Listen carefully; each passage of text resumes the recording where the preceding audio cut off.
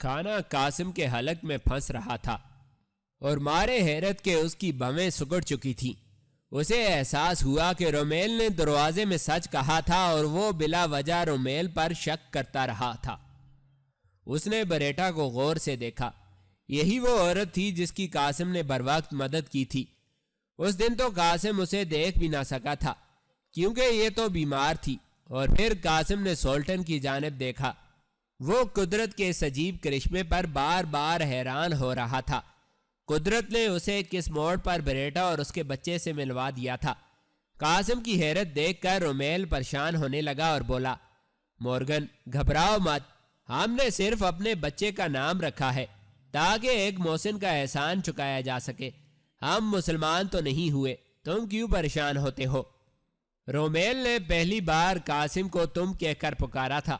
قاسم کو یوں لگا جیسے اس کا بڑا بھائی طاہر بولا ہو، کیونکہ رومیل کے لہجے میں تلقین کی جھلک تھی۔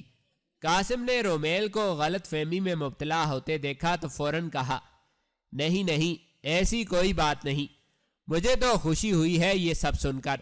آپ نے اپنے بچے کا نام سلطان مراد رکھ کر بہت اچھا کیا۔ میں تو صرف حیران تھا عثمانی سپاہیوں کے کردار پر کہ وہ مسلمان ہو کر بھی اور فاتح ہو کر بھی اس قدر اعلیٰ اخلاق کے مالک تھے۔ مسلمانوں کو دیکھنے کا میرا شوق اور بڑھا دیا ہے آپ نے۔ قاسم کو واقعتاً خوشی ہوئی تھی۔ اب وہ ان لوگوں میں اپنائیت محسوس کر رہا تھا۔ اسے اپنی بیوی حمیرہ یاد آنے لگی جو لازمی طور پر بریٹا کی شناسہ رہی ہوگی۔ عباس اور مریم ہی تو بریٹا کے پڑوسی تھے۔ مریم اس وقت قاسم کے بڑے بھائی طاہر کی بیوی تھی۔ قاسم ان لوگوں کے ساتھ جلد گھل مل گیا، لیکن اس نے اپنے دل کی بات دل میں ہی رکھی۔ قسطنطنیہ اپنے جغرافیائی محل وقوع اور اپنی طے در طے تاریخ کے لحاظ سے دنیا کا ایک منفرد شہر تھا۔ اس شہر کے نام بھی مختلف زمانوں میں بدلتے رہے۔ اس کا سب سے قدیم نام زارغرات تھا، پھر ٹیکیلا غارد، یونانی اور رومی دور کے ابتداء میں اسے بیزنطہ کہا گیا۔ پھر جب تیسری صدی عیسوی میں رومی بادشاہ قسطنطین نے اس شہر کو اپنا پایہ تخت بنایا تو اس کا نام رومی شہنشاہ کے نام پر قسطنطنیہ ہو گیا۔ اس زمانے میں اسے روم جدید بھی کہا گیا۔ شروع زمانے کے بازنطینی لوگ اسے ہپولس کہہ کر پکارتے تھے۔ عربوں نے اپنے دور میں اسے مدینہ تر روم کہہ کر پکارا۔ فی الحقیقت اسے رومی سلطنت کی ایک بڑی شاخ کہنا چاہیے۔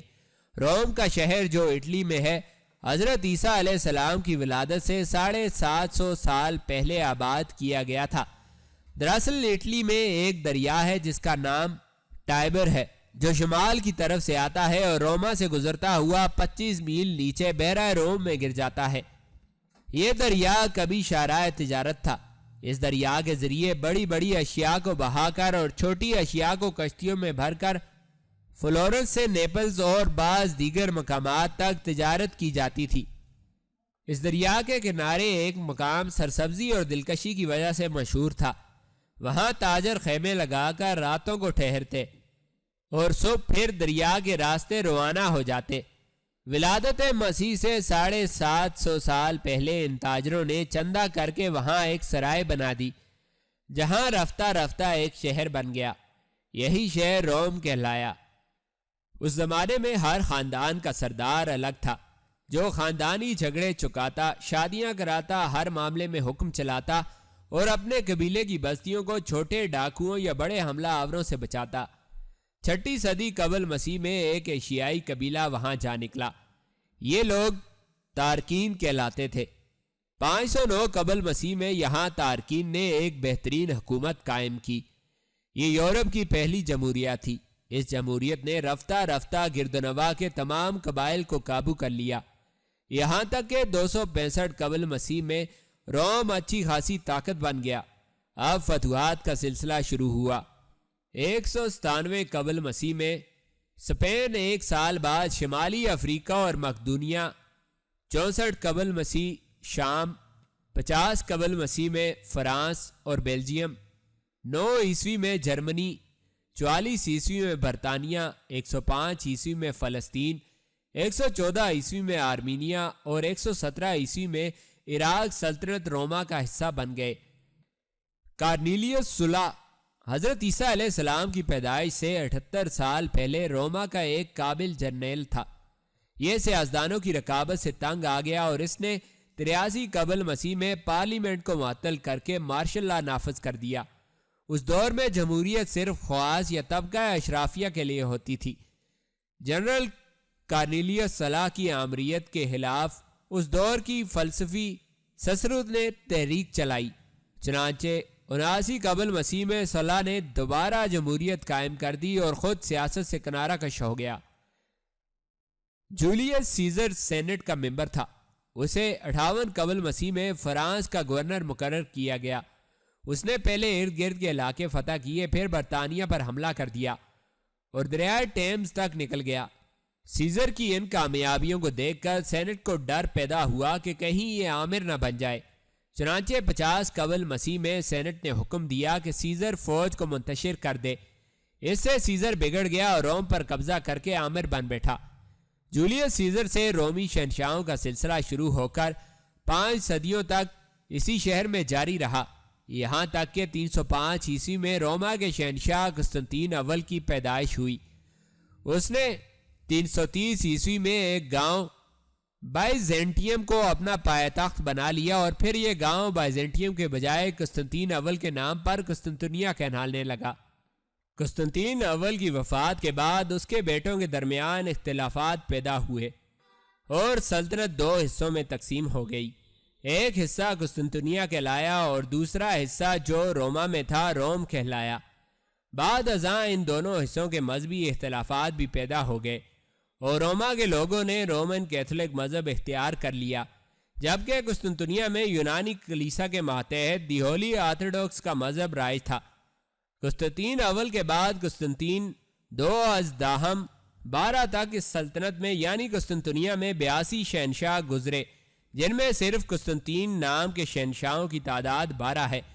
قسطنطنیہ کے ان شہنشاہوں کو کیسرا روم کے نام سے یاد کیا جاتا ہے۔ اب رومی سلطنت 2 حصوں میں بٹی ہوئی تھی۔ مغربی شاخ رومن امپائر اور مشرقی شاخ بائزنٹائن امپائر کے نام سے مشہور ہوئی۔ ہرکل یا قسطنطین سوئم جو 610 عیسوی سے 641 عیسوی تک قسطنطنیہ کا شہنشاہ تھا، اس لیے مشہور ہے کہ اس کی طرف نبی کریم صلی اللہ علیہ وآلہ وسلم نے 630 عیسوی میں خط لکھا تھا اور اسے دعوت اسلام دی تھی۔ سلطان محمد فاتح کے زمانے میں قسطنطنیہ پر قسطنطین نامی 12ویں شہنشاہ کی حکومت تھی۔ زمانہ قدیم میں روم، ایتھنز اور قسطنطنیہ کی عظمت کا بڑا شہرہ تھا اور یہ شہر 1100 سال سے رومی سلطنت کا ایک بڑا مرکز تھا۔ قاسم بن ہشام قسطنطنیہ کے بارے میں یہ ساری معلومات پہلے سے جانتا تھا۔ اسے تو عیسائی مذہب اور فرقوں کی بھی بہت سی معلومات تھیں اور وہ شہنشاہ کے حسب و نسب سے بھی خوب واقف تھا۔ وہ جانتا تھا کہ قسطنطنیہ کے قیصر نے جب عیسوی مذہب قبول کیا تو عیسوی سلطنت اور ایران کی مجوسی سلطنت میں بار بار لڑائیاں ہوئیں۔ یہ قیصر و کسریٰ یا روم و فارس کی لڑائیاں تھیں۔ ان لڑائیوں کا سلسلہ جاری ہی تھا کہ ملک عرب میں اسلامی سلطنت نے قائم ہو کر مجوسیوں اور عیسائیوں دونوں کو مبہوت کر دیا۔ مجوسی سلطنت تو مسلمانوں کے ہاتھوں پاش پاش ہو کر معدوم ہو گئی، لیکن قسطنطنیہ کی عیسائی سلطنت عرصہ دراز تک قائم رہی۔ لیکن آج قاسم اس عیسائی سلطنت کے خاتمے کا نقیب بن کر اس قدیم شہر میں داخل ہو چکا تھا۔ وہ رومیل کے گھر میں ایک رضاکار کی حیثیت سے رہ رہا تھا۔ رومیل نے اس کا نام رضاکاروں میں لکھوا دیا تھا، لیکن اسے سرکاری بیرکوں میں بھیجنے کے بجائے اپنے پاس ہی رکھا۔ قاسم بھی یہیں رہنا چاہتا تھا۔ رومیل نے اڑوس پڑوس کے لوگوں کو بتا دیا تھا کہ مورگن اس کا بھائی ہے اور بوسنیا سے آیا ہے۔ رومیل نے قاسم کا گھوڑا بھی محصول چنگی سے چھڑوا لیا تھا۔ اب قاسم کے لیے اپنا کام کرنے کا کھلا موقع تھا، کیونکہ قسطنطنیہ میں اسے اس کی توقع کے برعکس انتہائی محفوظ اور گھر جیسا ماحول میسر آ گیا تھا۔ اسے سب سے زیادہ خوشی بریٹا سے مل کر ہوئی تھی، کیونکہ بوسنیا میں عباس اور مریم کی پڑوسن ہونے کے ناطے قاسم بریٹا سے قرابت دار جیسا انس محسوس کرتا تھا۔ انہی خیالات میں گم اپنے گھوڑے پر سوار وہ آیا صوفیہ کے سامنے سے گزرا۔ اس نے اپنے چہرے کو ایک چادر کے پلو کے ساتھ چھپا رکھا تھا۔ وہ جانتا تھا کہ آیا صوفیہ میں ابو جعفر موجود تھا، وہ ابھی اس کے سامنے نہیں آنا چاہتا تھا۔ یہ دی ہولی آرتھوڈاکس چرچ تھا اور روما کے قدیم مرکز کی طرح یہ بھی عیسائی دنیا کا روحانی مرکز تھا۔ اگرچہ قسطنطنیہ روم سے بعد میں قائم ہوا تھا، لیکن مذہب کے لحاظ سے قسطنطنیہ قدیم فرقے پر کاربند تھا۔ اس کے برعکس رومن چرچ رومن کیتھولک مذہب والوں کے ماتحت تھا۔ آیا صوفیہ کی عمارت دیکھ کر قاسم دھنگ رہ گیا۔ یہ عظیم عمارت دیومالائی دور کی یادگار لگتی تھی، لیکن اپنی قدامت کے باوجود اس میں بوسیدگی نام کی کوئی چیز نہ تھی، کیونکہ یہ عیسائیوں کا روحانی مرکز تھا اور ہر شہنشاہ اسے سجانے اور خوبصورت بنانے میں کوئی کسر باقی نہ رہنے دیتا۔ عمارت کا دروازہ دو بڑے بڑے بوجھ نما ستونوں کے درمیان چمکدار پیتل کا تھا۔ اس پر سونے سے بنی ایک بڑی صلیب نصب تھی۔ یہ کلیسا قسطنطین اول نے سب سے پہلے 360 عیسوی میں مکمل طور پر لکڑی سے تعمیر کیا تھا۔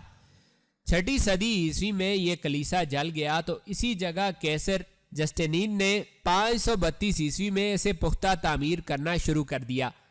اس کی تعمیر 5 سال 10 مہینے میں مکمل ہوئی۔ 10,000 معمار اس کی تعمیر پر مامور رہے اور اس پر 10 لاکھ پاؤنڈ خرچ آیا۔ اس کی تعمیر میں کیسر نے دنیا کے متنوع سنگ مرمر استعمال کیے۔ فریجیا کا سفید، لکونیا کا سبز، لیبیا کا نیلا، سلیٹک کا سیاہ اور باسفورس کا سیاہ دھاری دار سنگ مرمر منگوایا گیا۔ مصر کے سنگ ستارہ اور سنگ سماک بھی منگوا کر اس میں استعمال کیے گئے۔ دنیا بھر کے کلیساؤں نے اس کی تعمیر میں بہت سے نوادرات نذرانے کے طور پر بھیجے۔ اس کی تعمیر میں دنیا بھر کے خاص مصالحے استعمال کیے گئے۔ چنانچہ جب جسٹینین اس کی تکمیل کے بعد پہلی بار اس میں داخل ہوا تو اس نے کہا، سلیمان، میں تم پر سبقت لے گیا۔ حضرت سلیمان علیہ السلام نے بیت المقدس تعمیر کیا تھا۔ جسٹینین کے گستاخانہ جملے کا اشارہ بھی اسی طرف تھا۔ قاسم آیا صوفیہ کے سامنے گھوڑے سے نہ اترا۔ وہ ابھی تک اس شاندار عمارت کے شہر سے نہ نکل سکا تھا۔ قاسم نے اپنا گھوڑا اس عظیم چرچ کے باہر قدر فاصلے پر روکے رکھا اور اس عظیم عبادتگاہ کو دیکھتا رہا۔ اس کے سامنے چرچ میں جانے کے لیے سنہری دروازہ کھلا تھا۔ گزشتہ 1000 سال سے آیا صوفیہ کی عمارت عیسائیوں کے مذہبی اور روحانی مرکز کے طور پر استعمال ہوتی رہی۔ اس کی بیرونی دیوار پر حضرت عیسیٰ علیہ السلام اور پولس رسول کی بڑی بڑی تصویریں بنی ہوئی تھیں۔ قاسم نے آیا صوفیہ کے دروازے کے نزدیک جانا بھی مناسب نہ سمجھا، حالانکہ اس کے گلے میں صلیب لٹک رہی تھی۔ وہ ایک عیسائی عبادت گزار کی حیثیت سے آیا تھا، لیکن وہ یہاں عبادت کرنے نہ آیا تھا۔ وہ تو آیا صوفیہ کو دیکھنے آیا تھا، جہاں عنقریب رومی اور بازنطینی کلیساؤں کے اتحاد کے لیے ایک بڑی مجلس منعقد ہونے والی تھی۔ قاسم چاہتا تھا کہ اس مجلس کی سن گن لے سکے اور جس طرح ممکن ہو سکے وہ کوشش کرے کہ اس موقع پر ان دونوں فریقوں کے مابین اتحاد نہ ہو۔ دی ہولی آرتھوڈاکس چرچ اور رومن کیتھولک چرچ کے اتحاد میں سلطان محمد فاتح کا بہت نقصان تھا، کیونکہ روما کا بڑا روحانی پیشوا پاپا روم یعنی پوپ جان نکلس پنجم پورے مغربی یورپ پر بلا شرکت غیر اختیار اور عبور رکھتا تھا، اور این ممکن تھا کہ اس اتحاد کے بعد پوپ کے حکم سے قسطنطنیہ کو بچانے کے لیے جرمنی، فرانس، بیلجیم، اسپین اور برطانیہ کی افواج بھی آ جاتی، کیونکہ آج سے 400 سال پہلے اسی طرح ایک پوپ پطرس ہرکولس کی درخواست پر مغربی یورپ کے ان تمام ممالک نے سلطان صلاح الدین ایوبی کے خلاف ایک بڑا اتحاد قائم کیا تھا اور بے شمار جنگی بیڑے لے کر آئے تھے۔ سلطان نے قاسم کو اسی لیے بھیجا تھا کہ وہ کسی طرح اس اتحاد کو ممکن نہ رہنے دے۔ ابھی دونوں کلیساؤں کی مشترکہ مجلس منعقد ہونے میں چند دن باقی تھے۔ قاسم کچھ دیر تک خاموشی سے کھڑا رہا، پھر اس نے اپنے سر کو جھٹکا دیا اور گھوڑے کو ایڑ لگا دی۔ اب وہ اس چرچ میں داخل ہونے کے منصوبے تجویز دینے لگا تاکہ کسی ایسے حلیے میں داخل ہو جس میں اسے ابو جعفر پہچان نہ سکے۔ وہ یہی کچھ سوچتا ہوا رومیل کے گھر لوٹ آیا۔ وہ جب سے قسطنطنیہ آیا تھا اس کے ذہن پر ابو جعفر سے زیادہ کوئی اور چیز سوار نہ رہی تھی۔ وہ جانتا تھا کہ ابو جعفر آیا صوفیہ میں ہے اور اس کا نام ڈیمونان ہے، لیکن وہ بغیر کسی حکمت عملی کے ڈیمونان پر ہاتھ نہ ڈالنا چاہتا تھا۔ وہ گھر میں آیا تو بریٹا اسے اکیلی صحن میں بیٹھی نظر آئی۔ قاسم کو دیکھ کر وہ احتراماً اٹھ کھڑی ہوئی۔ قاسم نے بھی مسکراہٹ کے ساتھ بریٹا کو سلام کیا۔ پھر قاسم نے پوچھا، سولٹن نظر نہیں آ رہا؟ وہ رومیل کے بیٹے کی بات کر رہا تھا۔ بریٹا نے بھی مسکراتے ہوئے جواب دیا، وہ ابھی مدرسے سے نہیں لوٹا، لیکن آپ صبح صبح کہاں چلے گئے تھے؟ میں نے آپ کے لیے کھانا تیار کر رکھا ہے، وہ کھا لیجئے۔ بریٹا کا انداز خالص بھابیوں جیسا تھا۔ قاسم بھی اسے دیکھ کر مسکرا دیا۔ اس نے کسی قدر افسردہ لہجے میں کہا، میں صبح کی عبادت کے لیے آج آیا صوفیہ جانا چاہتا تھا، لیکن چرچ کے سامنے پہنچ کر میرا ارادہ بدل گیا اور میں نے سوچا کہ میں اس وقت تک اس چرچ میں داخل نہیں ہوں گا جب تک اس کے سر سے مسلمانوں کی حلالی تلواروں کا خطرہ ٹل نہیں جاتا۔ اسے ایک طرح سے میرا قول یا قسم سمجھ لیجئے۔ بریٹا حسرت سے قاسم کو دیکھ رہی تھی اور قاسم دل ہی دل میں مسکرا رہا تھا کہ اس نے ایک تیر سے دو شکار کر لیے تھے۔ ایک تو یہ کہ بریٹا کے سوال کا جواب دے دیا تھا، اور دوسرا یہ کہ اپنی قسم کا حوالہ دے کر اب وہ اتوار کے روز ان لوگوں کے ہمراہ آیا صوفیہ جانے سے بچ گیا تھا۔ اس نے اپنے آپ کو داد دی، لیکن بریٹا نے اسے ایک عجیب بات کہہ کر چونکا دیا۔ مورگن، آپ کو دیکھ کر نہ جانے کیوں میرا دل یہ کہتا ہے کہ میں آپ کو جانتی ہوں۔ قاسم فوراً محتاط ہو گیا اور اس نے جلدی سے بہانہ بنایا، ہاں تو یہ کون سی بڑی بات ہے، ہم دونوں ایک جگہ کے رہنے والے ہیں، آپ نے زندگی میں کہیں نہ کہیں مجھے دیکھا ہی ہوگا۔ بریٹا گہری نظروں سے اسے دیکھتے ہوئے جواب سن رہی تھی۔ مہان قاسم کے دل میں ایک خیال آیا اور وہ اسی کے بارے میں سوچنے لگا۔ وہ سوچ رہا تھا کہ آیا صوفیہ میں داخل ہونے کے لیے یا آیا صوفیہ کے بارے میں معلومات حاصل کرنے کے لیے کسی نہ کسی طرح بریٹا کو استعمال کرے، اور اسی خیال کے تحت اس نے بریٹا سے پوچھا، آپ تو جاتی رہتی ہوں گی آیا صوفیہ میں؟ جی ہاں، میں ہفتے میں ایک بار دی ہولی آرتھوڈاکس چرچ ضرور جاتی ہوں۔ قاسم نے پھر کہا، پھر تو آپ کا جاننے والا بھی کوئی ہوگا وہاں؟ جی ہاں، وہاں میں کئی راہبوں کو جانتی ہوں۔ بطریق ثانی معزز ڈیمونان بھی مجھ پر مہربان ہے، لیکن آپ کو سچ بتاؤں یہ پادری اور راہب مجھے بالکل اچھے نہیں لگتے۔ میں تو خداوند یسوع مسیح کی عبادت کے لیے وہاں جاتی ہوں، ورنہ یہ مذہبی راہبر جنہیں ہم اپنا مذہبی پیشوا سمجھتے ہیں بہت غلط لوگ ہوتے ہیں۔ مجھے ان میں صرف معزز ڈیمونان پسند ہیں۔ میں ان کا لیکچر بھی سنتی ہوں جو مہینے میں ایک بار ہوتا ہے۔ قاسم کے لیے یہ خبر محتاط کر دینے والی تھی۔ بریٹا کے ڈیمونان کے ساتھ تعلقات تھے اور ڈیمونان قاسم کو بڑی اچھی طرح جانتا تھا، کیونکہ یہ وہی ابو جعفر ہی تو تھا جس نے ادرنا میں 20 سال بسر کیے تھے اور پھر قاسم کی محبت یعنی مارسی کو زخمی حالت میں لے کر وہاں سے فرار ہو گیا تھا۔ مارسی کی یاد آتے ہی قاسم کے دل پر گھسا پڑا اور وہ مارسی کے بارے میں سوچنے لگا۔ اس دوران بریٹا کھانا لینے کے لیے چلی گئی اور قاسم اپنے کمرے میں بیٹھ کر بظاہر ایک کتاب کا مطالعہ کرنے لگا، لیکن در حقیقت وہ اپنے آئندہ لاہ عمل کے منصوبہ بندی کر رہا تھا۔ بریٹا کھانا لائی تو اس نے آتے ہی پوچھا، لیکن آپ نے تو یہ بتایا نہیں کہ آپ آیا صوفیہ میں کسی شناسہ کے بارے میں کیوں پوچھ رہے تھے؟ قاسم اس کا جواب پہلے ہی سوچ رہا تھا۔ اس نے کہا، میں دراصل اپنی ایک قیمتی چیز اس چرچ کو بطور نذرانہ دینا چاہتا ہوں۔ میں چاہتا ہوں کہ میرا نذرانہ کسی ایسے ہاتھ میں پہنچے جو ایماندار اور خداوند یسوع مسیح کے دین کا سچا پیروکار ہو۔ لیکن آپ تو بتا رہی ہیں کہ یہاں سارے راہب بددیانت ہیں۔ نہیں، میں نے یہ کب کہا ہے؟ میں تو یہ کہہ رہی تھی کہ ان میں معزز ڈیمونان ایماندار اور صاف ستھرے انسان ہیں۔ میں نے خود اس مقدس جنگ کے لیے اپنا سب سے قیمتی لاکٹ چرچ کی نظر کر دیا ہے اور معزز ڈیمونان بطریق ثانی کے ہاتھ پر ہی رکھا ہے۔ حالانکہ وہ لاکٹ مجھے جان سے زیادہ عزیز تھا، کیونکہ وہ مجھے میری ایک پیاری سہیلی نے دیا تھا۔ بریٹا نے سہیلی کا ذکر کیا تو قاسم کے ذہن میں فوراً مریم کا خیال آیا، کیونکہ وہی بریٹا کے ساتھ والے گھر میں رہتی تھی۔ بوسنیا کی شہزادی ہمیرا تو جنگ کے بعد عباس کے گھر رہنے لگی تھی۔ وہ دل ہی دل میں مسکرا دیا۔ وہ یہی سوچ رہا تھا کہ بریٹا نے سوال کیا، لیکن آپ کیا نذرانہ دینا چاہتے ہیں؟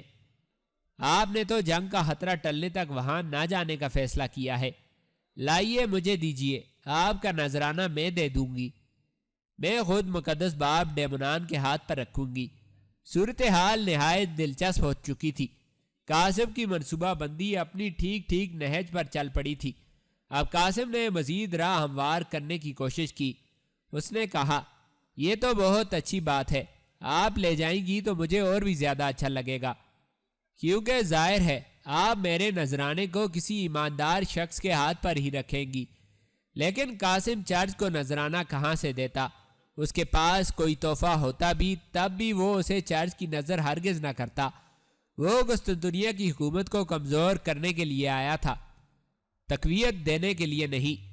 اس روز قاسم نے بریٹا کے ساتھ صرف اتنی باتیں کی اور پھر اسے یہ کہہ کر ٹال دیا کہ وہ جلد ہی اسے اپنا قیمتی تحفہ دکھائے گا۔ ابھی قاسم کو اپنی منصوبہ بندی کے لیے بہت کچھ کرنا تھا۔ اسے دونوں کلیساؤں کی متحدہ مجلس کو سبوتاژ کرنے کے لیے ابھی بہت سے مہرے بدلنے تھے۔ ابھی تو وہ یہاں آیا ہی تھا، چنانچہ اس نے بریٹا کے ذہن میں کسی حد تک اپنی منصوبہ بندی ڈال دی۔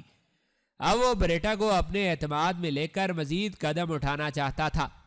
اس نے رومیل، بریٹا اور ان کے بچے کے ساتھ بہت زیادہ گھلنا ملنا شروع کر دیا۔ بریٹا اب قاسم کو بھائی کہہ کر پکارنے لگی۔ قاسم جب بھی باہر سے آتا بریٹا اور سولٹن کے لیے نئے نئے کپڑے اور دوسری چیزیں خرید کر لاتا۔ رومیل اب قاسم کی پہلے سے بھی زیادہ عزت کرنے لگا تھا۔ اس نے قاسم کا نام رضاکاروں میں تو لکھوا دیا تھا، لیکن ابھی قاسم نے اپنے فوجی فرائض نہ سنبھالے تھے۔ قاسم نے خود کہا تھا کہ وہ کچھ دن قسطنطنیہ شہر اچھی طرح دیکھ لینا چاہتا ہے۔ آیا صوفیہ کا ایک چکر لگانے کے بعد قاسم پھر اس طرف نہ گیا۔ وہ ابھی اپنے آپ کو مضبوط کیے بغیر ڈیمونان سے ٹکر نہیں لینا چاہتا تھا۔ چنانچہ اپنی حکمت عملی پر عمل پیرا ہونے کے لیے اس نے مزید معلومات حاصل کرنے کا فیصلہ کیا۔ وہ آیا صوفیہ کے تمام اندرونی نظام کو سمجھنا چاہتا تھا۔ وہ بازنطینی افواج کے سپہ سالار نوٹاراس کی صلاحیتوں، کمزوریوں اور ارادوں سے اپنے سلطان کو باخبر رکھنا چاہتا تھا۔ وہ معاصرے سے پہلے فصیل شہر سینٹ رومانس کا دروازہ، گولڈن ہان کی بندرگاہ، اہل قسطنطنیہ کے رسد کے انتظامات اور گولڈن ہان پر لٹکی وہ زنجیر دیکھنا چاہتا تھا جو گولڈن ہان کا راستہ بند کر دیتی تھی۔ وہ ایک دو مرتبہ رومیل سے گولڈن ہان کی عجوبہ روزگار زنجیر دیکھنے کی خواہش کا اظہار کر چکا تھا، اور پھر ایک روز رومیل اسے ایک فوجی کشتی میں بٹھا کر گولڈن ہان کی زنجیر دکھانے لے گیا۔ قاسم نے یہ دیوکل آہنی زنجیر دیکھی اور اس کے دونوں سروں کا گہری نظر سے جائزہ لیا۔ اسے یہ دیکھ کر مایوسی ہوئی کہ دوران معاصرہ اس زنجیر کو توڑنا ناممکن تھا۔ شاید اربان کی توپ کا 30 انچ موٹا گولا اس کے ٹکڑے کر دیتا، لیکن اس مقام پر کسی توپ کو لانا یا نصب کرنا ہی سرے سے ناممکن تھا، کیونکہ اربان کی توپیں نقل و حمل کے حوالے سے زیادہ اچھی نہیں تھی، لہٰذا انہیں دوران جنگ ادھر سے ادھر حرکت دینا آسان نہ تھا۔ قاسم زنجیر توڑنے کا خیال دل سے نکال کر گھر واپس لوٹ آیا، لیکن اس نے فیصلہ کیا کہ وہ ایک دو دن میں اب تک حاصل ہونے والی تمام معلومات کی تفصیل سلطان محمد خان کی جانب روانہ کر دے گا، لیکن اس کے لیے اس کا رومیلی حصار جانا ضروری تھا۔ چنانچہ قاسم نے سلطان کے نام ایک تفصیلی خط لکھا اور انتہائی برق رفتاری سے رومیلی حصار کے سفر پر روانہ ہوا۔ اب وہ قسطنطنیہ کی فوج کا ایک سپاہی تھا، لہٰذا اسے کوئی فکر نہ تھی۔ وہ گولڈن ہان کا راستہ چھوڑ کر شہر کے بڑے دروازے سینٹ رومانس سے خشکی کے راستے رومیلی حصار کی جانب چلا۔ رومیلی حصار قسطنطنیہ سے صرف 5 میل دور تھا۔ چنانچہ قاسم علیہ صبح روانہ ہوا اور دوپہر سے پہلے واپس آ گیا۔ وہ تفصیلی خط کو مصلح الدین آغا کے سپرد کر آیا تھا۔ کچھ روز اسی طرح کی مصروفیت میں گزر گئے۔ اس دوران قاسم بریٹا کے ساتھ ایک بھائی کی حیثیت سے بہت زیادہ قربت پیدا کر چکا تھا۔ اب تو بریٹا اٹھتے بیٹھتے قاسم کا ہی ذکر کیا کرتی تھی، اور پھر ایک روز مذاق ہی مذاق میں بریٹا نے قاسم سے کہہ دیا، چھوڑو بھیا، تم تو ایسے بھائی ہو کہ ابھی تک مجھے وہ تحفہ بھی نہیں دکھایا جس کا تم نے ذکر کیا تھا اور کہا تھا کہ تم اسے چرچ میں دینا چاہتے ہو۔ قاسم کو غالباً اسی دن کا انتظار تھا۔ اس نے فوراً کہا، ارے میری پیاری بہن، اس تحفے کی کیا قیمت؟ میں تو تم پر اپنی جان بھی نثار کر سکتا ہوں، لیکن ایک بات ہے، میں وہ تحفہ جب بھی چرچ کی نظر کروں گا تو اپنے ہاتھ سے یہ فریضہ ادا کروں گا۔ کیا ایسا نہیں ہو سکتا کہ ہم لوگ آج کل میں فادر ڈیمونان کو کھانے کی دعوت دیں؟ اگر ایسا ہو جائے تو میں اپنا تحفہ بدست خود ان کی نظر کروں گا۔ تم جانتی ہو کہ میں آیا صوفیہ نہ جانے کا قول دے چکا ہوں۔ تم مقدس باپ کو اپنے گھر بلاؤ گی تو ہم ان سے برکت بھی لے لیں گے اور انہیں مقدس جنگ کے لیے تحائف بھی نظر کر دیں گے۔ قاسم کو یہ بات کہتے ہوئے توقع نہ تھی کہ اس طرح ہو جائے گا، لیکن وہ بریٹا کا جواب سن کر ششدر رہ گیا۔ ارے یہ تو آپ نے بڑے کام کی بات کہتی۔ میں خود بہت عرصے سے یہ سوچ رہی تھی کہ کسی دن مقدس باپ کو اپنی دعوت پر بلاؤں۔ میں نے رومیل کے ساتھ بھی بات کی تھی، لیکن وہ فوجی ہے نا، اسے مذہبی لوگوں کے ساتھ زیادہ دلچسپی نہیں۔ لیکن مورگن تم تو بہت زیادہ مذہبی آدمی ہو، ہے نا؟ قاسم کا تیر ٹھیک نشانے پر بیٹھ چکا تھا۔ وہ دل ہی دل میں بہت خوش ہوا۔ اب وہ ڈیمونان کو اپنی چالاکی کے ذریعے اس کے بل سے نکالنے میں کامیاب ہونے والا تھا۔ وہ چاہتا تھا کہ کسی طرح ڈیمونان سے مارسی کی کہانی اگلوا سکے، لیکن یہ بڑا سمجھداری کا کام تھا اور اس کے لیے ضروری تھا کہ وہ پہلے بریٹا کو ذہنی طور پر اچھی طرح تیار کر لیتا۔ چنانچہ اس نے فیصلہ کیا کہ وہ بریٹا کو مارسی کے بارے میں سب کچھ بتا دے گا۔ ظاہر ہے وہ بریٹا کو مارسی کے بارے میں صرف یہی کچھ بتا سکتا تھا کہ مارسی نامی ایک لڑکی کبھی اس کی محبت تھی، جسے ڈیمونان کسی طرح اس سے چھین کر لے گیا تھا۔ وہ بریٹا کے سامنے ڈیمونان کا شکوہ بھی نہیں کرنا چاہتا تھا، چنانچہ اس نے ایک جھوٹی موٹی کہانی بنانا شروع کر دی۔ دراصل قاسم ابو جعفر کو مارسی کا پتہ حاصل کرنے کے بعد اپنے انتقام کا نشانہ بنانا چاہتا تھا۔ وہ آیا صوفیہ کے اس بطریق اعظم ثانی ابو جعفر یا ڈیمونان کو جان سے مار کر اس کا الزام رومن کیتھولک چرچ والوں پر ڈالنا چاہتا تھا، تاکہ دونوں کے درمیان نفرت کی خلیج دو چند ہو سکے۔ چنانچہ وہ سوچنے لگا کہ بریٹا کو کس طرح راستے پر لائے۔ اس نے مارسی کے متعلق ایک دردناک کہانی گڑھی اور ابھی وہ یہ کہانی بریٹا کو سنانے کے بارے میں سوچ ہی رہا تھا کہ بریٹا نے سوال کر دیا، لیکن تم نے ابھی تک وہ تحفہ تو دکھایا نہیں، آخر وہ ایسی کیا چیز ہے جو تم مجھ سے چھپا رہے ہو؟ قاسم کیا کہتا، اس کے پاس تو کوئی تحفہ تھا ہی نہیں۔ اس نے بریٹا کو یہ کہہ کر خاموش کر دیا، ہاں ہاں ضرور دکھاؤں گا، لیکن اس سے پہلے میں تمہیں ایک دلچسپ کہانی سنانا چاہتا ہوں جو میری اپنی زندگی کی کہانی ہے۔ بریٹا یکدم ایسری پر بیٹھ گئی اور اس کی آنکھیں دلچسپی سے چمکنے لگی اور اس نے کہا، ضرور سناؤ، مجھے تمہاری کہانی سن کر بہت خوشی ہوگی۔ لیکن قاسم اپنی گھڑی ہوئی کہانی سنانے سے پہلے ڈیمونان کی دعوت والی بات پکی کر لینا چاہتا تھا۔ اس نے بریٹا کی آنکھوں میں جھانکتے ہوئے کہا، اپنی داستان دل پذیر میں تم کو اسی وقت سناؤں گا۔ آج تم مقدس باپ کو مدعو کرنے کا کام مکمل کر لو۔ بریٹا اس بات پر راضی ہو گئی اور اسی روز آیا صوفیہ جانے کا ارادہ کر لیا۔ جانے سے پہلے قاسم نے اسے روکا اور کہا، دیکھو تم ابھی فی الحال میرا ذکر مقدس باپ کے سامنے مت کرنا، میں چاہتا ہوں کہ ان سے بغیر کسی تعارف کے ملوں۔ بریٹا یکدم رک گئی اور حیرت سے قاسم کی جانب دیکھنے لگی۔ مورگن کیا بات ہے، تم آج بہت پر اسرار قسم کی باتیں کر رہے ہو۔ پہلے تم نے مجھے تحفہ نہیں دکھایا، پھر تو مجھے اپنی کہانی سنانا چاہتے تھے، وہ بھی نہیں سنائی، اور اب تم اپنا نام چھپانے کی بات کر رہے ہو۔ تم مجھے کھل کر بتاؤ تمہارے دل میں کیا ہے۔ میں ہر طرح سے تمہارے ساتھ تعاون کرنے کے لیے تیار ہوں۔ تم جانتے نہیں کہ میرا کوئی بھائی نہیں ہے، میں تمہیں اپنے چھوٹے بھائی جیسا سمجھتی ہوں۔ تمہارے ذکر کے بغیر تو دعوت کی بات میں کشش ہی نہیں رہتی۔ تم چرچ کو قیمتی تحفہ نظر کرنا چاہتے ہو اور اسی بنا پر تو میں مقدس باپ کو دعوت دینے جا رہی ہوں۔ قاسم بری طرح سٹ پٹا گیا۔ وہ نہیں چاہتا تھا کہ بریٹا ڈیمونان کے ساتھ اس کا ذکر کسی اجنبی مہمان کی حیثیت سے کرے۔ وہ ابو جعفر کے شاطر ذہن کو جانتا تھا۔ جنگ کے دنوں میں کسی شہری کا اجنبی مہمان ابو جعفر جیسے شخص کو کھانے کی دعوت دے تو ابو جعفر کو دال میں کچھ کالا بھی نظر آ سکتا تھا۔ چنانچہ قاسم نے بریٹا سے پوچھا، تو پھر تم کس حیثیت سے میرا تعارف کراؤ گی؟ اپنے بھائی کی حیثیت سے۔ البتہ میں تمہاری شان بڑھانے کے لیے یہ ضرور کہوں گی کہ تم بہت مالدار اور رئیس آدمی ہو۔ قاسم بریٹا کے سادہ انداز پر مسکرا دیا اور اسے جانے کی اجازت دے دی۔ اس نے اپنے ذہن میں جو منصوبہ سوچ رکھا تھا اس پر عمل کا آغاز ہو چکا تھا۔